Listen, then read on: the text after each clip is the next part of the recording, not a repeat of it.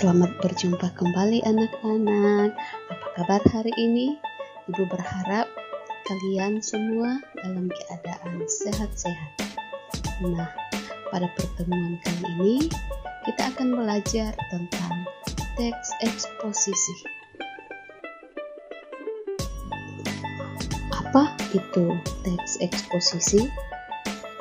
Teks eksposisi adalah teks yang berisi paragraf atau karangan yang di dalamnya terkandung sejumlah pengetahuan dan informasi yang disajikan secara singkat, padat, akurat, dan mudah dipahami. Adapun ciri-ciri dari teks eksposisi, yang pertama, menyampaikan informasi atau pengetahuan secara singkat, jelas, padat, dan lugas. Bahasa yang digunakan sesuai ejaan atau baku.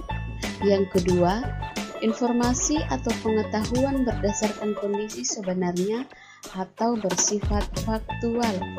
Yang ketiga, isi informasi atau pengetahuan mengandung unsur apa, siapa, di mana, kapan, mengapa, dan bagaimana. Yang keempat, teks eksposisi bersifat objektif atau sesuai dengan kebenaran dan tidak memihak atau netral.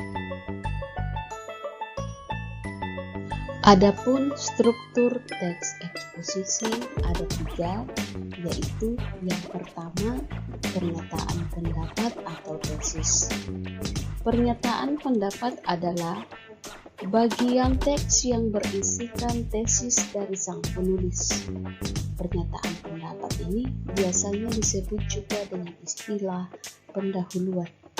Yang kedua, argumentasi.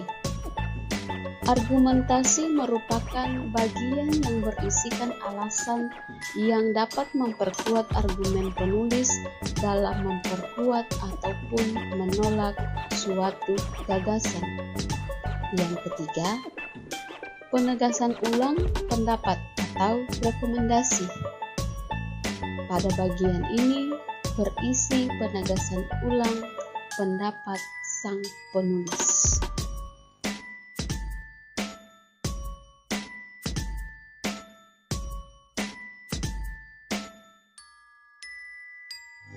Adapun kebahasaan dari teks eksposisi, yang pertama, menggunakan kata-kata teknis atau peristilahan yang berkaitan dengan topik yang dibahas. Contohnya, penebangan liar, hutan lindung, sektor hutan. Yang kedua, menggunakan kata-kata yang menunjukkan hubungan argumentasi. Misalnya, sebab, jika, karena, akibatnya, dengan demikian, dan oleh karena itu. Yang ketiga, menggunakan kata-kata yang menyatakan hubungan kronologis atau keterangan waktu, atau kata-kata yang menyatakan perbandingan pertentangan, misalnya pada akhirnya, namun, sebelum itu, kemudian, sebaliknya, berbeda halnya.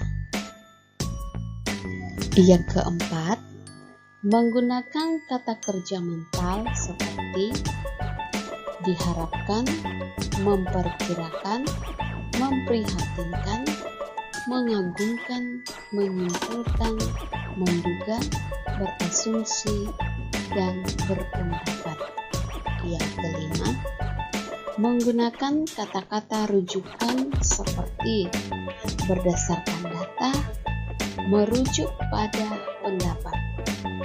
Yang keenam, menggunakan kata-kata persuasif seperti sebaiknya, diharapkan, perlu, hendaklah, dan harus. Yang ketujuh, menggunakan kata-kata denotatif, yaitu kata yang bermakna sebenarnya. Kata itu belum mengalami perubahan ataupun penambahan makna. Contohnya, kambing hitam, meja hijau, dan tangan kanan.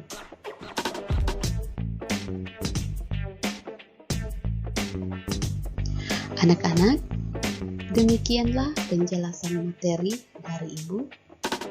Untuk selanjutnya, silakan berdiskusi mengenai yang pertama, menganalisis struktur teks eksposisi, dan yang kedua, menganalisis kebahasaan teks eksposisi. Selamat berdiskusi.